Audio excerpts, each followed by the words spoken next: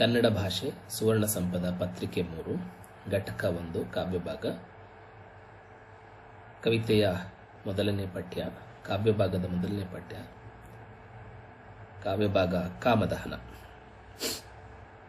ಕಾಮದಹನ ಕೃತಿಯನ್ನು ರಚಿಸಿದವರು ಕನಕದಾಸರು. ಈ ಕೃತಿಯನ್ನು ಮೋಹನ ತರಂಗಿಣಿ ಎನ್ನುವ ಮಹಾಕಾವ್ಯದಿಂದ ಆರಿಸಲಾಗಿದೆ. ಕನಕದಾಸರ ಪರಿಚಯವನ್ನು ನಾವು ಮಾಡಿಕೊಳ್ಳೋಣ ಸ್ಥೂಲವಾಗಿ. ಕನಕದಾಸರು ಕವಿಯೂ ಹೌದು, ಕಲಿಯೂ ಹೌದು. ಇವರನ್ನು ಕರ್ನಾಟಕ ಸಂಗೀತದ ಪಿತಾಮಹ ಅಂತ ಕೂಡ ಕರೀತಾರೆ. ಇವರು ಕ್ರಿಸ್ತಶಕ ಸುಮಾರು 1486ರಲ್ಲಿ ಜನಿಸ್ತಾರೆ. ಬಾಡ ಅನ್ನುವ ಅಂದರೆ ಹಾವೇರಿ ಜಿಲ್ಲೆಯ ಬಾಡ ಎಂಬ ಗ್ರಾಮದಲ್ಲಿ ಇವರು ಜನಿಸ್ತಾರೆ. ಬೀರಪ್ಪ ಮತ್ತು ಬಚ್ಚಮ್ಮ ದಂಪತಿಗಳೇ ಮಗನಾಗಿ ಇವರು ಹುಟ್ಟುತ್ತಾರೆ.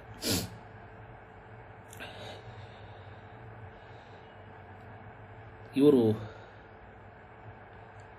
ಪುರಂದರದಾಸರ ಸಮಕಾಲೀನರು ಕೂಡ ಹೌದು. ವಿಜಯನಗರ ಸಾಮ್ರಾಜ್ಯದಲ್ಲಿದ್ದ ಬಂಕಾಪುರ ಪ್ರಾಂತ್ಯದ ಮುಖ್ಯವಾದ ಪಟ್ಟಣ ಬಾಡ. ವಿಜಯನಗರದಿಂದ ಗೋವಾಕ್ಕೆ ಹೋಗುವ ದಾರಿಯಲ್ಲಿ ಬಾಡ ಒಳ್ಳೆ ವ್ಯಾಪಾರದ ಆಯ್ಕಟ್ಟಿನ ಜಾಗ. ಆ ಪ್ರಾಂತ್ಯದಲ್ಲಿ ಸೈನ್ಯಕ್ಕೆ ಒಬ್ಬ ಸೇನಾಪತಿ ಅಥವಾ ದಂಡನಾಯಕ ಬೇಕಾಗ್ತಾ ಇರ್ತಾರೆ. ಆ ನಿಟ್ಟಿನಲ್ಲಿ ಇವರು ಕನಕದಾಸರು ಒಬ್ಬ ದಂಡನಾಯಕನಾಗಿ ಅಲ್ಲಿ ನೇಮಕ ಆಗ್ತಾರೆ. ಬೀರಪ್ಪ ನಾಯಕ ಮತ್ತು ಬಚ್ಚಮ್ಮನಿಗೆ ಅನೇಕ ವರ್ಷಗಳಿಂದ ಮಕ್ಕಳಾಗಿರಲ್ಲ. ಹಾಗಾಗಿ ಇವರು ತಿರುಪತಿ ತಿಮ್ಮಪ್ಪನಲ್ಲಿ ಹರಕೆ ಹೊತ್ತರು. ಹಾಗಾಗಿ ಕನಕದಾಸ ಹುಟ್ಟದ ಅಂತ ಒಂದು ಹೆಸರು ಕೂಡ ಹೇಳ್ತಾರೆ. ಅದಕ್ಕೆ ಇವರು ತಿಮ್ಮಪ್ಪ ಅಂತ ಹೆಸರು ಕೂಡ ಇತ್ತು. ಬಾಲ್ಯದಿಂದಲೇ ಅಕ್ಷರಾಭ್ಯಾಸ, ಜ್ಞಾನ, ತಿಳುವಳಿಕೆ, ವೇದ ಇತ್ಯಾದಿಗಳನ್ನು ಅಂದರೆ ವ್ಯಾಕರಣ, ಮೀಮಾಂಸೆ ಇವುಗಳನ್ನೆಲ್ಲ ತುಂಬ ಚೆನ್ನಾಗಿ ಕಲಿತಾ ಇದ್ರು. ಅದಲ್ಲದೆ ಕತ್ತೆ ಸವಾರಿ, ಕುದುರೆ ಸವಾರಿ ಹೀಗೆ ಬೇರೆ ಬೇರೆ ಬೇರೆ ಯುದ್ಧ ವಿದ್ಯೆಗಳನ್ನು ಕೂಡ ಅವರು ಕಲಿತಾ ಇದ್ರು. ಕಾಮದಹನ ಕೃತಿ ಅಂದರೆ ಮೋಹನ ತರಂಗಿಣಿ ಕೃತಿ ಸಾಂಗತ್ಯದಲ್ಲಿ ರಚಿಸಿದ ಸಾಂಗತ್ಯ ಅನ್ನುವ ಒಂದು ಪ್ರಕಾರದಲ್ಲಿ ರಚಿಸಲ್ಪಟ್ಟಿದೆ.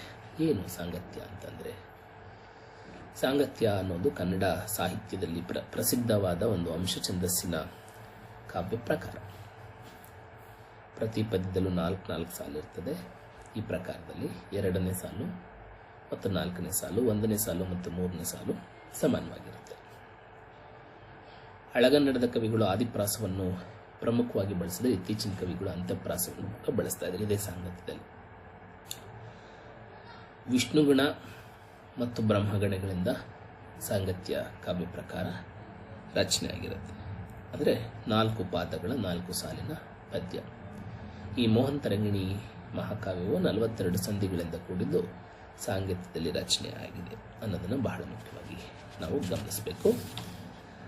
ಸಾಂಗತ್ಯವನ್ನು ಅನೇಕರು ಬೇರೆ ಬೇರೆ ಕವಿಗಳು ಕೂಡ ಕನ್ನಡದಲ್ಲಿ ಬರೆದ ರತ್ನಾಕರವರ್ಣಿ ಇರ್ಬೋದು, ಕನಕದಾಸರು, ದೇವರಾಜ, ಶಿಶುನಾರಾಯಣ, ಯಳವನಕಟ್ಟೆಗಿರಿ ಎಂಬ, ಸಂಜೀವ ಹೊನ್ನಮ್ಮ ಇವರು ಪ್ರಮುಖ ಸಾಂಗತ್ಯದ ಕವಿಗಳು. ಇದುವರೆಗೂ ಸುಮಾರು ಜನ ಸಾಂಗತ್ಯದ ಕವಿಗಳು ಸಾಂಗತ್ಯದ ಮೂಲಕ ತಮ್ಮ ಕಾವ್ಯವನ್ನು ರಚಿಸಿದ್ದಾರೆ. ಮೊದಲ ಸಾಂಗತ್ಯದ ಕವಿ ಅಂತ ದೇವರಾಜನನ್ನು ನಾವು ಗುರುತಿಸ್ತೇವೆ. ಅವನು ಸೊಬಗಿನ ಸೋನೆ ಅನ್ನುವ ಒಂದು ಕೃತಿಯನ್ನು ಈ ಪ್ರಕಾರದಲ್ಲಿ ರಚಿಸಿದ್ದಾನೆ. ಇನ್ನು ಮೋಹನ ತರಂಗಿಣಿಯನ್ನು ನಾವು ಅರ್ಥ ಮಾಡಿಕೊಳ್ಬೇಕಾದ್ರೆ ಆಮೇಲೆ ಇನ್ನೊಂದು ಮುಖ್ಯವಾದ ಮಾತು, ಕನಕದಾಸರ ಪರಿಚಯವನ್ನು ಮಾಡೋ ಹೊತ್ತಿಗೆ ನಾನು ಇವರು ಬಹಳ ಮುಖ್ಯವಾಗಿ ಉಘಾಭೋಗ, ಕೀರ್ತನೆ, ಮುಂಡಿಗೆ, ಸಾಂಗತ್ಯ ಮುಂತಾದ ಪ್ರಕಾರಗಳಲ್ಲಿ ಕಾವ್ಯ ರಚನೆಯನ್ನು ಮಾಡಿದ್ದಾರೆ. ಇವರು ಅಂಕಿತನಾಮ ಕಾಗಿನೆಲೆಯ ಆದಿಕೇಶವ ಅನ್ನುವ ಒಂದು ಅಂಕಿತನಾಮದಲ್ಲಿ ಇವರು ಕಾವ್ಯವನ್ನು ರಚಿಸ್ತಾರೆ. ಇವರ ಕೃತಿಗಳು ಬಂದು ಮೋಹನ ತರಂಗಿಣಿ, ರಾಮಧಾನ್ಯ ಚರಿತೆ, ನಳಚರಿತೆ, ಹರಿಭಕ್ತಸಾರ. ಇನ್ನೊಂದು ಉಪಲಬ್ಧ ಇಲ್ಲ ಕೃತಿ, ಅದು ನರಸಿಂಹಸ್ತವ ಅನ್ನುವ ಒಂದು ಕೃತಿ ನಮಗಿದುವರೆಗೂ ಸಿಕ್ಕಿಲ್ಲ ಅನ್ನೋದನ್ನು ಬಹಳ ಮುಖ್ಯವಾಗಿ ಗಮನಿಸಬೇಕು. ಈ ಮೋಹನ ತರಂಗಿಣಿ ಕಾವ್ಯದ ಏನು ಪರಿಚಯ ಮಾಡಿಕೊಳ್ಳೋಣ. ಮೋಹನ ತರಂಗಿಣಿ ಕಾವ್ಯ ಏನನ್ನು ಹೇಳ್ತಾ ಇದೆ? ಮೋಹನ ತರಂಗಿಣಿ ಬಹಳ ಮುಖ್ಯವಾಗಿ ಕನಕದಾಸರು ರಚಿಸಿದಂಥ ಕೃತಿಗಳಲ್ಲೇ ತುಂಬ ಬೃಹತ್ತಾದಂಥ ಒಂದು ಕೃತಿ. ಆಕಾರದಲ್ಲೂ ದೊಡ್ಡ ಕಾವ್ಯ ಮತ್ತು ವಸ್ತು ವಿಚಾರದಲ್ಲೂ ಕೂಡ ಬೃಹತ್ತನ್ನು ಹೊಂದಿದೆ. ಮಹತ್ತನ್ನು ಬೃಹತ್ತನ್ನು ಎರಡನ್ನೂ ಕೂಡ ಹೊಂದಿದೆ. ಇದು ಪುರಾಣದ ಕಥೆಗಳನ್ನು ಬಳಸಿಕೊಂಡ್ರೂ ಕೂಡ ಕವಿ ತನ್ನ ಕಾಲಕ್ಕೆ ಹೇಗೆ ಬೇಕೋ ಅದನ್ನು ಕೃತಿಯನ್ನು ಒದಗಿಸಿಕೊಂಡಿದ್ದಾನೆ.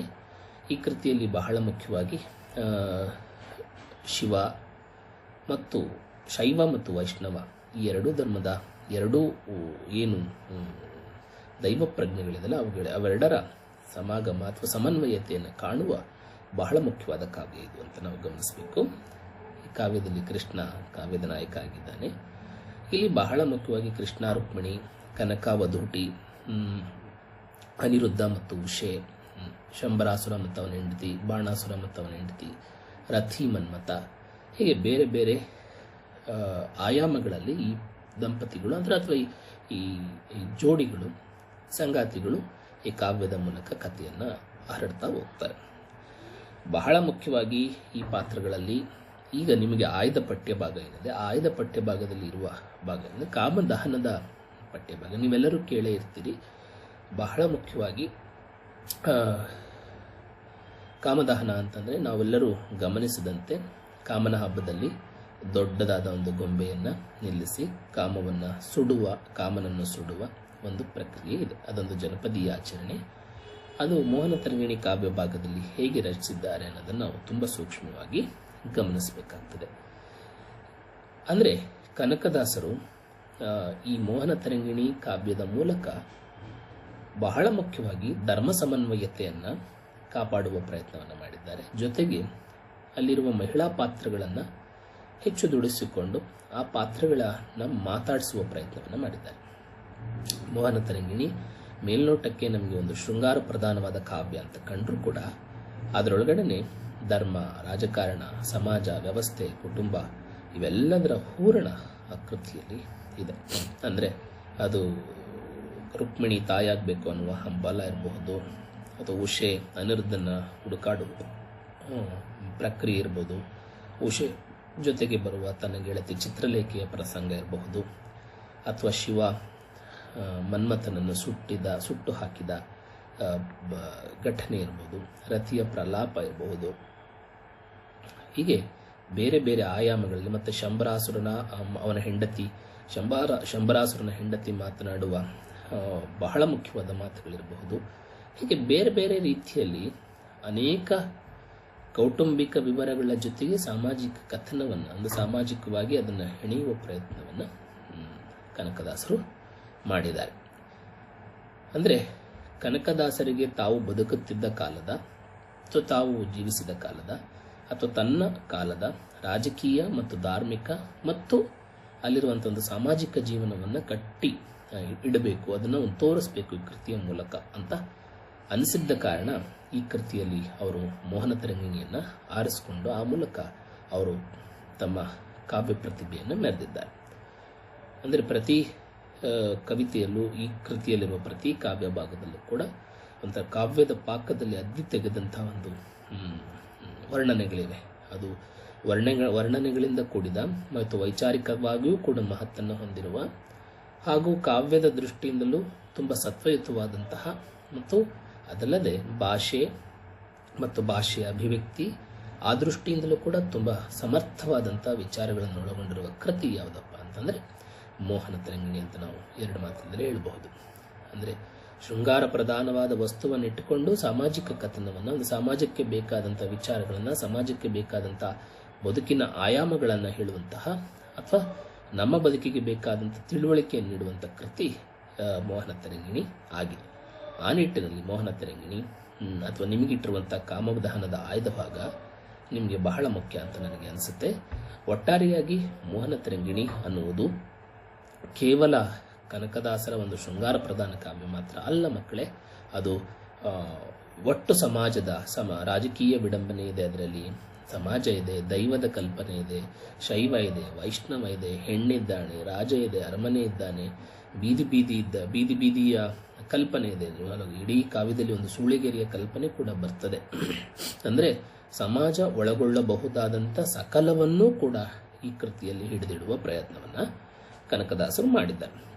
ಇಷ್ಟು ಬೃಹತ್ತಾದ ಕಾವ್ಯ ಇದೆಯಲ್ಲ, ಈ ಬೃಹತ್ತಾದ ಕಾವ್ಯದಲ್ಲಿ ನಿಮ್ಮ ಪಠ್ಯಕ್ಕೆ ನಿಮಗೆ ಬೇಕಾದಂತಹ ಆಯ್ದ ಭಾಗವನ್ನು ಮಾತ್ರ ಕಾಮದಹನ ಅನ್ನುವ ಒಂದು ಕೃತಿಯಲ್ಲಿ ಅವರು ಹಿಡಿದಿಟ್ಟಿದ್ದಾರೆ. ಆ ಆಯ್ದ ಭಾಗದಲ್ಲಿ ಏನಿದೆ ಅನ್ನುವ ಚರ್ಚೆಯನ್ನು ನಾವು ಮುಂದಿನ ಪಠ್ಯ ಭಾಗದಲ್ಲಿ ಗಮನಿಸೋಣ.